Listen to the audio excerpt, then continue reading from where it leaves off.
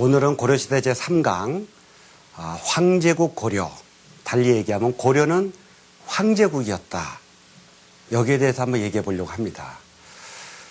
사실 지금서부터 하는 얘기는 옛날에는 국가 등급이 어떻게 돼 있었느냐, 그 속에서 고려는 어떤 등급이었느냐, 이런 얘기를 하려고 하는 겁니다. 여러분이 요즘에 사극을 보다 보면 요즘에 사극하고 옛날 사극하고 잘 구별을 못하겠지만 사극도 많이 바뀌었어요. 요즘에 사극을 보면은 뭐 지문 말한다, 황후가 어떻고 뭐 태자가 어떻고 막 나갑니다만은 이 용어가 그냥 나오는 용어들이 아니에요. 오늘 제가 얘기하는 고려는 황제국이었다는 얘기를 한번 들으면서 국가 등급도 한번 생각해보고 위대했던 고려시대도 한번 생각해보고 또 사극도 한번 재미있게 한번 보시기 바랍니다.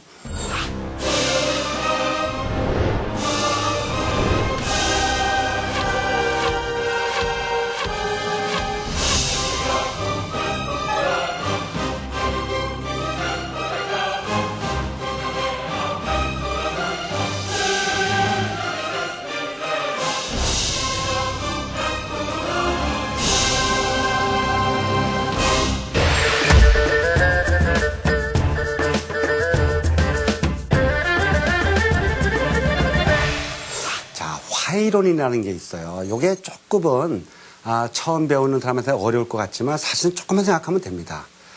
전근대 시대의 국제관계를 말해주는 용어가 바로 화이론이에요. 한자지만 하나만 좀 하고 들어가면 화, 빛날 화자, 화. 이는 오랑캐 이자입니다. 화와 이로 옛날에는 나눴는데 더 자세하게 하면 이렇게 됩니다. 이제 중국이 있다. 사실 중국이라는 것은 옛날에 있던 중국은 오늘날의 미국처럼 이제 큰 나라였습니다. 그래서 나라 이름도 가운데 중자, 중국이라는 이름을 쓴 거죠. 사실 이것도 맞진 않는 겁니다. 왜냐하면은 여러분 지구를 한번 돌려보세요. 지구는 둥그런데 중국이 왜 가운데입니까? 이렇게 돌리면은 저 구석으로 가는 거죠. 근데 중국이 자기네 나라 이름을 가운데 중자를 쓴 것은 우리가 천하의 중심이다, 세계의 중심이다라고 얘기했던 것이고 사실은 뭐 전근대 시대에는 가장 큰 나라 중에 하나였습니다. 그래서 중국이 있으면 우리는 가운데 나라, 천하의 중심이고 천하의 중심이니까 문화가 빛난다. 그래서 화자를 붙였어요. 화, 빛날 화. 빛날 화. 그래서 중화, 요 말이 여기서 나온 겁니다. 여러분 지금 혹시 중국집 지나가다가 자세히 봤는지 모르지만 중국집의 간판을 보시면요, 중화요리 이렇게 붙어 있습니다. 그게 다 여기서 나온 말이에요.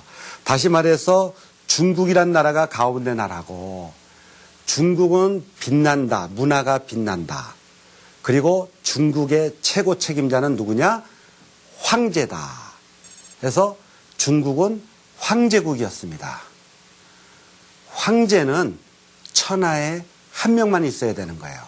그러면 중국을 둘러싸고 있는 나라를 한번 보면은 크게 여러 나라가 있지만 동쪽에 있는 나라, 남쪽에 있는 나라, 서쪽에 있는 나라, 북쪽에 있는 나라, 동서남북에 있는 나라들을 갖다가 얘기할 때 이거는 황제국이 아니다. 그 다음 등급. 황제 다음을 제후국이라 합니다. 제후. 그래서 황제가 있고 그 주변에 제후국이 있고 이렇게 나눠놨는데 그 제후국을 나누는 용어를 동서남북에 따라서 다 나눠놨는데 여러분 이게 중학교라도 그걸 기억해 두면은 나중에 굉장히 좋습니다. 그래서 동쪽 오랑캐는 동쪽 나라는 뭐라면 동이 이렇게 붙였어요. 남쪽은 남만, 서쪽은 서융, 북쪽은 북적. 이렇게 얘기하면 굉장히 한자가 어려울 것 같지만 고민할 필요가 없어요. 동서남북이 있고요. 뒤에 붙는 것은 다 오랑캐라는 뜻입니다. 오랑캐. 야만인이다 그랬는데 글자만 틀린 거예요. 동쪽 오랑캐는 이라고 그랬고 남쪽 오랑캐는 만이라고 그랬고 서쪽 오랑캐는 융이라고 그랬고 북쪽 오랑캐는 적이라고 그랬고 한자를 한번 자세히 보시면요. 그 남자, 남쪽 오랑캐의 만자를 자세히 보시면 맨 밑에 보세요. 맨 밑에 글자를 보시면은 벌레 충자가 있어요. 벌레 충자. 그게 벌레 충자입니다.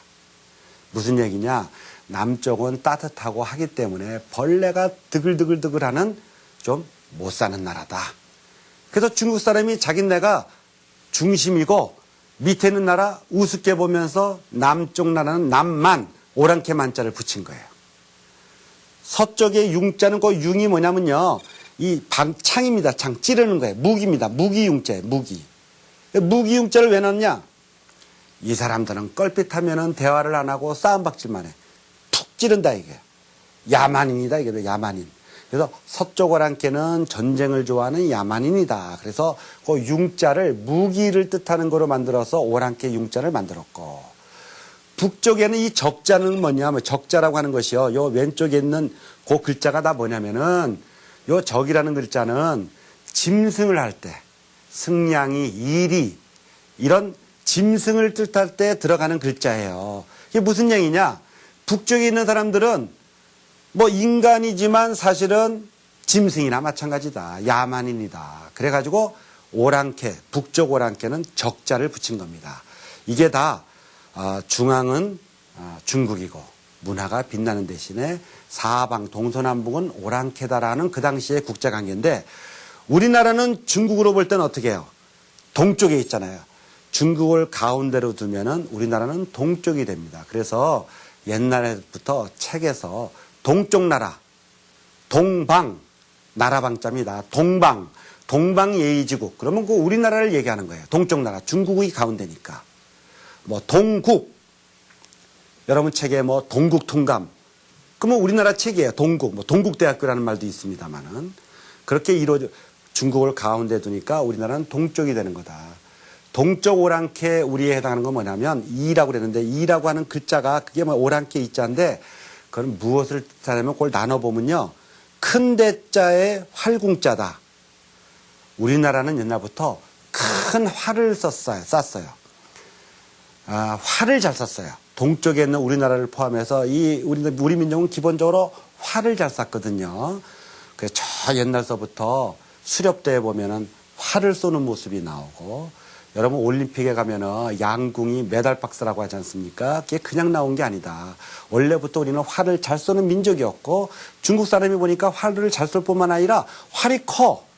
큰 활을 쏴요. 그래서 큰 대자 활궁자. 저쪽에 있는 나라들은 큰 활을 쏘는 민족이다. 그래서 그렇게 오랑캐 이자를 만든 거예요. 다른 글자에 비해서는 그래도 굉장히 좀 수준이 있게 만들어 준 것인데, 어떻든 그래서 요게 동이, 남만, 서융, 북적, 요거는 기본적으로 오랑캐를 뜻하는 거고, 자기가 천하의 중심인 중국이라면 요 사방에 있는 나라들은 그보다 하나 낮은 제후국이다. 여기에 책임자는 왕이다. 중국은 황제다. 이것이 전근대의 동양의 국제 질서요. 요거를 줄여가지고 동이, 남만, 서융, 북쪽의 대표는 가장 문화가 발달한 이제 동쪽이니까, 우리나라에 있는 쪽이니까 그 이자를 써가지고 대표적으로 동이, 남만, 서융, 북쪽 중에 동이를 대표적으로 해서 중국의 화, 그 다음에 이, 요걸 붙여서 화이론, 이렇게 얘기하는 것입니다. 혹시 나중에 이제 조선시대 할 때도 이런 말이 나오니까 한 번쯤은 알아둘 필요가 있고요. 이 화이론이 정근대 시대의 국제 질서고, 그래서 중국만이 황제예요. 주변의 나라는 제후왕, 왕이어야 된다. 이게 이제 국제 질서입니다.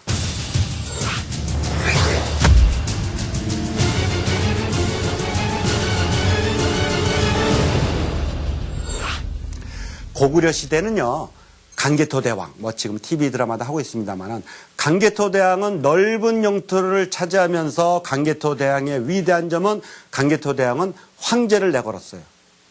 너희만 황제냐? 우리도 황제다. 그래서 강개토 대왕, 장수왕, 이 고구려 시대 때 수나라, 당나라하고 싸움을 한 것은 바로 그런 것 때문이었습니다. 황제가 둘이 될 수 없듯이, 그래서 수나라하고 싸우고 당나라하고 싸우고 다 고구려가 이겼어요. 역시 고구려는 대단한 나라였는데, 그 이후에 쇠퇴해지면서 이제 신라가 삼국을 통일하고 고려 시대에 왔을 때 다시 고려가 황제국을 내겁니다. 그런데 고려가 황제국을 내거는 것은 조금 차이가 있어요. 왜냐하면은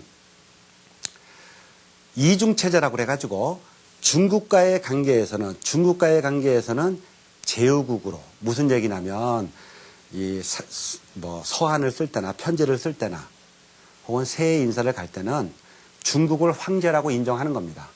그래서 외교적으로는 고려도 제후국이에요. 제후국. 인정해줘요. 중국을 황제라고 인정해 주지만 실제로 고려시대의 모든 운영은 황제국으로 했다.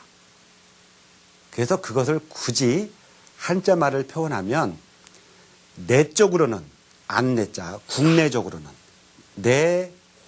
황제국이었고 외적으로는 중국과의 관계 속에서는 제후국이었다. 그래서 외후 내적으로는 황제고 외적으로는 제후왕, 외왕 그렇게 표현할 수 있어요. 중국과의 관계에서는 왕이라고 그랬지만 내적으로는 황제라고 그랬다.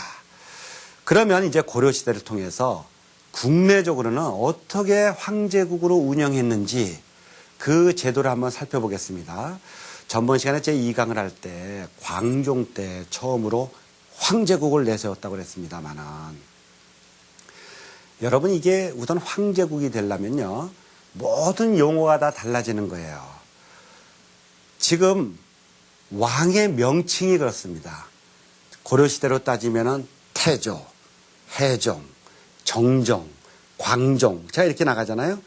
조선시대도 마찬가지인데 왕의 이름 중에 조나 끝에 종을 쓰면 조나 종을 쓰면 그것은 황제국의 황제의 칭호입니다. 원래 황제의 이름에 조나 종이 붙는 것이다. 크게 보면은 나라를 창업한 사람한테는 창업한 황제한테는 조라는 말을 쓰고 태조 왕건. 나머지 왕들의 경우에는 이제 종이라는 말을 쓰죠. 해가지고 그래서 이 조나 종이라는 말은 황제를 칭하는 용어였다. 고려시대는 조와 종을 썼고요. 그래서 황제국으로 운영한 것이다. 이 황제의 부인도 마찬가지예요. 황제의 부인은 황후 혹은 왕후 이 후자가 들어가요. 고려시대에는 첫째 왕비 신의 왕후 이렇게 들어가고 신의 왕후 두 번째 부인이 장하왕후 이런 식으로 이것은 다 황제국의 부인의 칭호다 해가지고 차이가 되는 거죠. 이런 식으로 해가지고 고려시대는 황제국으로 운영했다.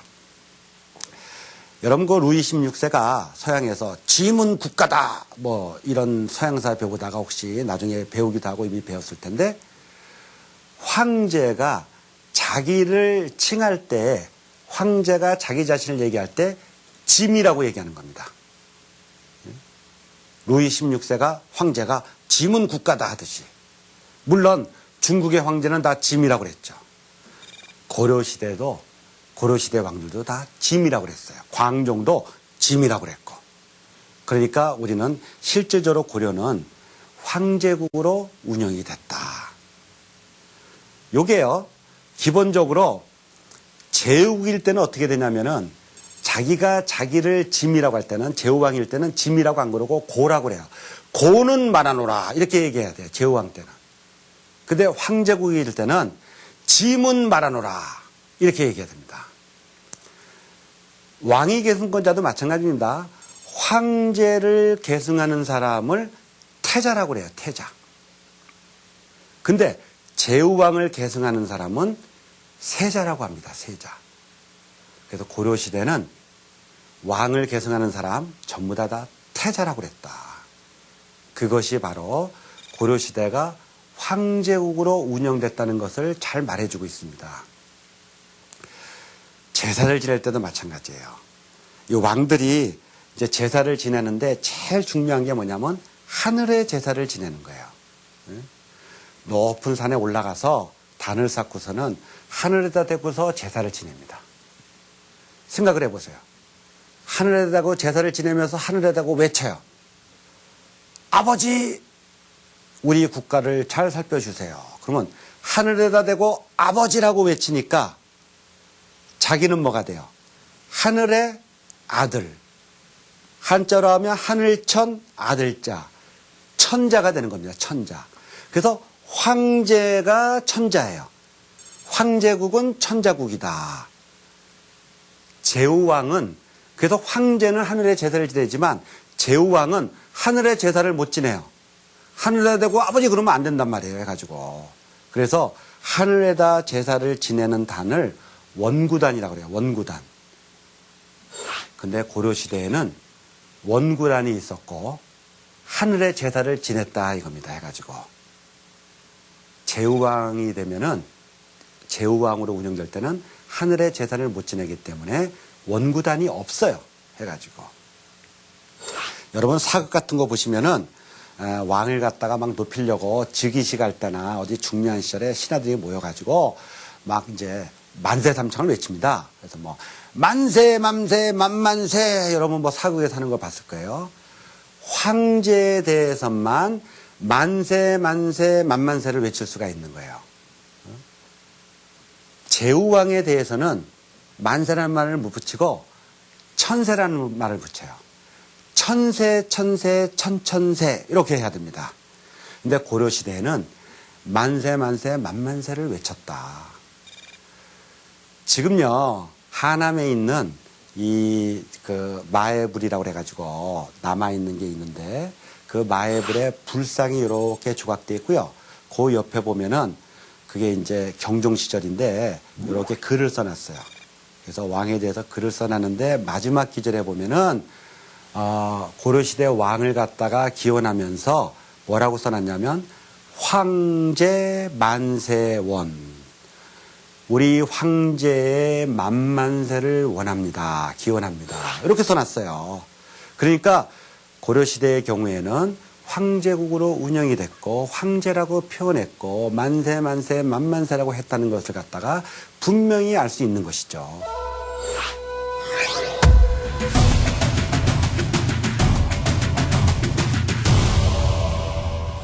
여러 가지 제도들이 있습니다. 예를 들면 뭐 고려시대에 보면요. 삼성제도라고 그래서 우리가 뭐 중서성, 상서성, 문화성 그래서 삼성 육부체제다 이렇게 돼 있는데 이 삼성 육부체제도 황제국의 제도예요.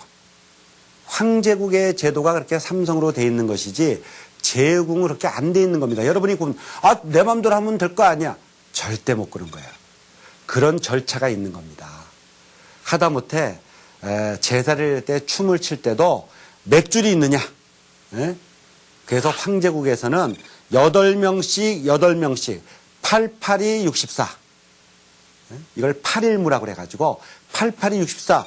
64명이 춤을 추면서 제사를 하게 돼 있어요.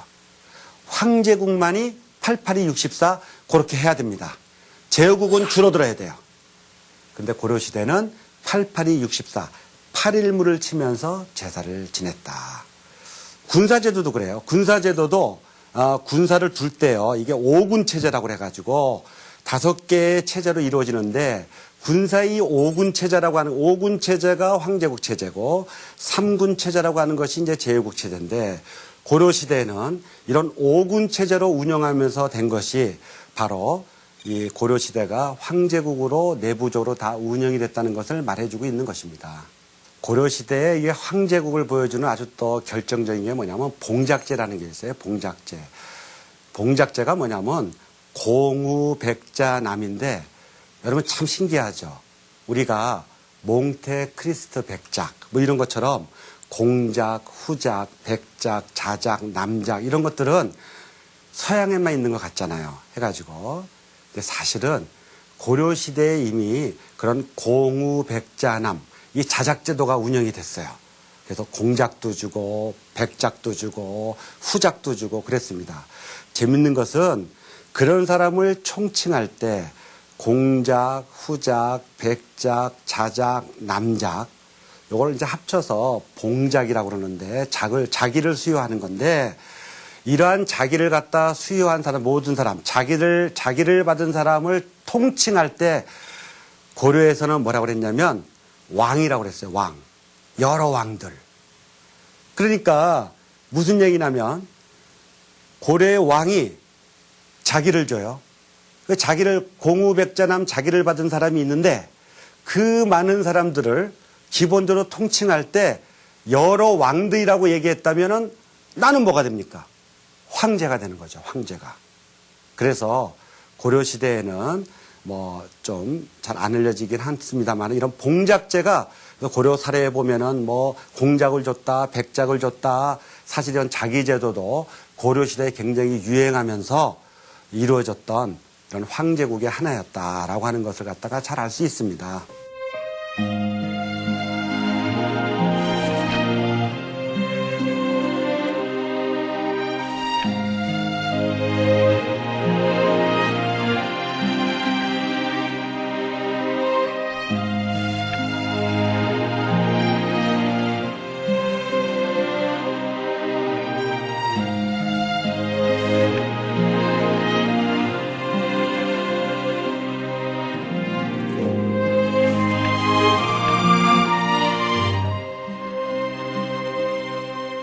이런 것들이 고려시대가 실제로는 황제국으로 운영됐다는 것을 보여주는 것이고 그것은 태조 왕건 때부터도 그런 의식이 가졌지만 분명하게 나타나는 것은 전번 시간에 얘기한 왕권을 강한 광종 때부터 그러한 황제국의 운영이 시작됐다. 이렇게 얘기할 수가 있습니다. 사실은 뭐 여담입니다만은 제가 박사학위 논문이 고려시대가 황제국이었다는 걸 갖다 증명한 게 제 박사학위 논문이에요. 그런데 뭐 제 얘기를 꼭 하려는 게 아니라 여러분 한번 보세요.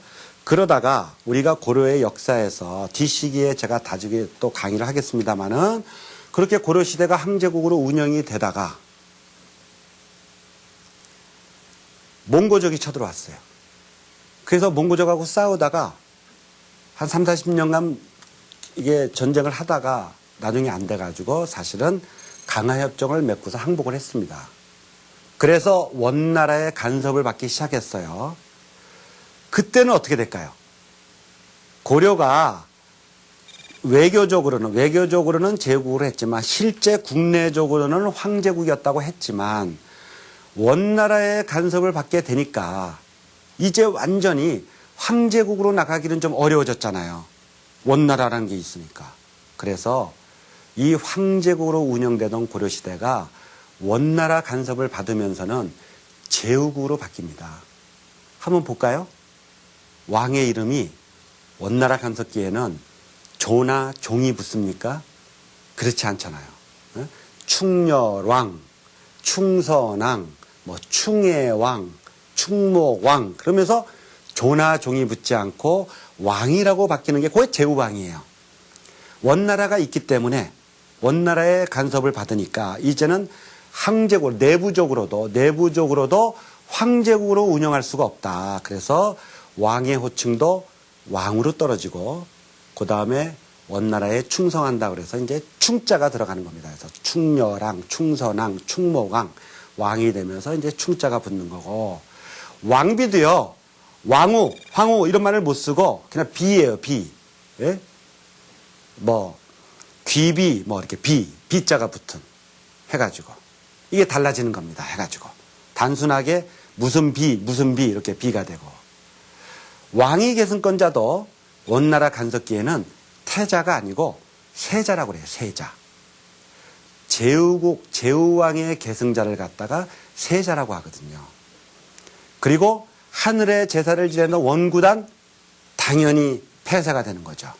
하늘에다 대고서는 아버지 하면서 천자가 될 수 없어요.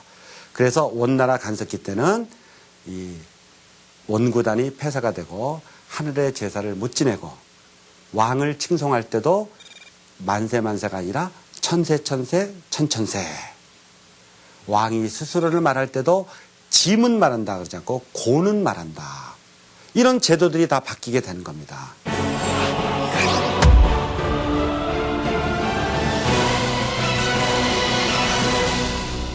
그러다가 우리가 이제 나중에 또 강의하겠죠. 공민왕이 반원 정책을 펴가지고 원나라에 거기에서 벗어났어요. 그러면 재밌는 건 바로 벗어나자마자 공민왕이 딱 벗어나자마자 자기는 공민왕이라고 조나 종을 안 썼지만 하늘에 제사 지내는 원구단이 부활이 되고 태자라고 그러고 이게 다 살아나요. 해가지고. 그래서 고려시대는 이렇게 황제국으로 운영이 됐다. 그런데요. 여기서 이제 큰 의문이 한번 남을 수 있어요. 반드시 우리가 비교하면서 생각을 해봐야 되는데 그러면 고려시대가 지나고 조선시대가 됐으면 어떻게 될까? 조선시대 사람들은요. 처음에 많은 논쟁을 했어요. 우리도 고려시대처럼 외교적으로는 제후왕이지만 그 당시 명나라죠. 명나라에 대해서는 제후왕이지만 우리도 고려처럼 황제국으로 하자. 한쪽에서는 그건 안 된다. 그래서 논쟁을 많이 했는데 왜 이런 논쟁을 하게 되냐면은 조선시대는 종교가 성리학이 국교였어요. 성리학. 그래서 성리학은 우리가 이제 복잡하게 얘기할 수도 있지만 성리학은 모든 것을 다 구분하는 겁니다. 구분하는 거예요. 다음 시간에 좀 더 얘기합니다. 그래서 성리학은 예를 들면 임금하고 신하 구분하고 남자 여자 구분하고 내외 구분하고 남편 부인 이 구분하고 황제 제후 화이 이걸 구분하는 거예요. 구분하는 이념 체계입니다. 그래서 조선시대도 고려시대처럼 외교적으로는 제후국이지만 내부적으로는 황제국으로 운영할 수도 있었지만 국교가 성리학이 되는 바람에 기본적으로 조선시대는 제후국으로 되는 겁니다. 한번 비교해 볼까요? 고려랑 비교해서 어떻게 달라지나? 고려시대하고 똑같은 게 하나 있어요. 조선시대의 왕의 이름만은 우리가 뭐 이렇게 애우기도 하잖아요. 태정태세, 문단세, 예성연중, 임명선 해가지고 쭉 가지 않습니까? 그래서 조선시대 왕은 이름이 조나, 태조, 뭐 태종처럼 조나, 종을 쓴다. 요것만은 황제국의 이름이에요. 그러니까 다른 거는 다 내부적으로도 제후국으로 했지만 요것만은 황제국의 이름을 썼고 나머지는 다 제후국으로 바뀐 거예요. 그래서 왕비의 이름도 무슨 비, 뭐 귀비, 순비 이렇게 민비 이렇게 왕후 그러지 않고 비라고 그랬고 그 다음에 왕의 계승자도 태자라고 그러지 않았고 우리가 마이태자 뭐 기억하듯 이런 태자가 아니라 조선시대 대표적인 뭐 사도세자, 세자 이렇게 나왔고 하늘의 제사를 지내는 원구단을 두질 않았어요. 하늘의 제사를 지내면은 하늘의 아들 천자가 되기 때문에 안 맞는 거죠. 그래서 원구단이 없었고 짐이라고 하지 않고 고라고 그랬고 만세 만세라고 하지 않고 천세 천천세라고 그랬고 춤에 있어가지고도 8일무를 친 게 아니라 기본적으로 다 줄여서 6일무를 쓰고 이게 다 달라지는 거예요. 규모를 줄였다 이거죠. 그래서 제후국의 체제로 맞췄다. 여러분 이제 황제국의 얘기를 하기 때문에 제가 D시대까지 좀 설명을 하는 겁니다. 이해를 하라고. 그러다가 1897년에 조선시대 최말기로 가면은 조선을 갖다가 이름을 바꿔요. 대한제국이라고 이름을 바꾸죠. 대한제국이라는 게 대한은 이름이고 제국이 뭐냐면 그게 황제국이다 이겁니다. 그래서 황제국이라고 한번 이름을 바꾼 거예요. 한번 잘해보자고. 물론 이제 뭐 실질적으로 이렇게 힘이 있었던 건 아니지만 황제국이라고 이름을 바꾸니까 이게 다 바뀌어야 돼요. 이름도 국호가 황제국이니까. 그래서 고정도 고정 황제 그러고 여러분이 잘 알듯이 민비 그랬는데 민비라고 우리가 기억해요. 한때는 민비 그러다가 지금은 어떻게 되냐면은 명성황후로 더 기억을 하잖아요. 명성황후. 이게 뭐냐면은 그 전에 1896년 한 해 전에 이미 민비는 죽었지만 황제국이 된 다음에 대한제국이 된 다음에 민비를 높여가지고 명성황후라고 얘기한 다음부터 기본적으로 그건 황제국의 이름에 맞게 왕비 이름을 바꿔준 것이고 그 다음에 왕위의 계승자도 태자라고 했고 그리고 하늘의 제사를 지내야 돼요. 그래서 원구단을 세운 겁니다. 여러분이 역사에 혹시 좀 관심이 있으시면 조선시대 때 대한제국 때 세운 원구단이 어디에 있냐면 저 서울의 항복판에 조선호텔이라고 시청 옆에 있어요. 시청 옆에 가시면 원구단 공원이 있고 그게 바로 1897년에 황제국이라고 내세우면서 거기에다가 원구단을 갖다가 만든 거예요. 이제 하늘에 제사를 지내도 되니까. 그래서 한번 원구단에 한번 구경 가셔도 한번 좋습니다. 이런 것들이 지금 황제국의 변화다 이겁니다. 그러면 이런 황제국과 관련해서 한번 또 얘기할 게 있어요. 아주 중요하게 뭐냐면은 그럼 일본은 어떻게 되느냐. 일본은 아까 동이남만 서융 북적 했잖아요. 근데 일본은 어디에 속하느냐. 일본은요 천황이라고 그랬어요. 자기들이 천황. 황제도 그냥 황제가 아니고 하늘 천자를 가지고 자기가 천황이다. 그래서 일본이요 우리 역사를 갖다 비판할 때 일본이 뭐라 하냐면 너희들은 황제국이라고 안 하고 우리는 황제라고 그랬고 더군다나 우리는 천황이라고 그랬다.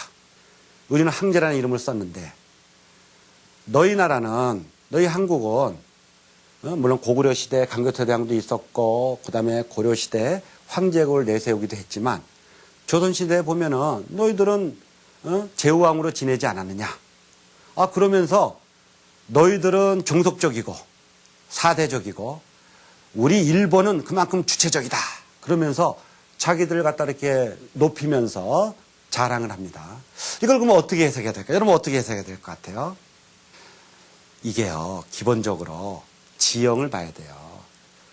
중국하고 한반도는 육지가 붙어 있습니다. 그래서 황제는 하나여야 돼요. 고구려 강개토대왕이 수나라 당나라하고 싸운 것도 우리도 황제다. 그러니까 싸움이 붙어야 되는 겁니다. 육지였기 때문에. 고려시대가 황제국을 내세웠지만 대외적으로는 제국이라고 했다고 그랬죠. 내부적으로는 황제국을 한 이유도 이게 육지가 붙어 있기 때문에 한 대륙으로 붙어 있기 때문에 똑같이 대외적으로도 황제국이라고 내세우게 되면 그것은 전쟁이 일어나는 겁니다. 슬기롭게 대처한 거죠. 대외적으로는 제후국이라고 그러고 내부적으로는 황제국이라고 그러고. 그런데 일본은요. 저 바다 건너 있잖아요. 이 바다 건너 정복하기가 쉽지가 않아요. 몽고족이 원나라가 고려 사람들을 앞세워가지고 한번 일본 정보를 가려고 했는데 실패했어요. 이 쉬운 게 아닙니다. 또 정보라면 뭐합니까? 다시 돌아와 봐야 다스려지지가 않아. 그래서 일본은 육지가 붙어 있는 게 아니라 바다 멀리, 그것도 아주 멀리 떨어져 있는 섬나라이기 때문에 자기들 마음대로 황제라고 얘기한 거죠. 해가지고. 그런 것과 육지를 맞대고 있는 것은 다르다. 또 하나, 조선시대의 경우에는 성리학이라는 게 있지 않느냐. 물론 조선시대도 성리학이라고 할지라도 성리학을 슬기롭게 한국화 해가지고 에이 어때 우리도 내부적으로 황제국이라 하자. 뭐 그랬으면 더 좋지 않을까 하는 생각도 할 수가 있지만 기본적으로 성리학을 국교로 하는 한에 있어서는 이제 다음 시간에 본격적으로 보겠지만 성리학은 남자 여자 그래서 남녀 차별을 한단 말이죠. 남자 여자 임금 신하 적자 서자 이렇게 나눠요. 그러기 때문에 황제 제후 우리가 맨 처음에 얘기한 것처럼 화이 이런 걸 다 나누는 그러한 이념체계이기 때문에 성리학을 국교로 하는 한에 있어서는 어쩔 수 없이 조선은 제후국으로 간 것이다. 결코 종속의 의미보다는 성리학이라는 의미가 그런 것이고 물론 그럼에도 불구하고 고려시대에는 그런 영향을 받지 않았기 때문에 성리학을 국교로 한 게 아니고 아직 성리학이 나올 때가 아니기 때문에 슬기롭게 중국하고 대결하면서 자기들은 제국이라고 했지만 실제로는 황제국으로 운영이 된 것이다.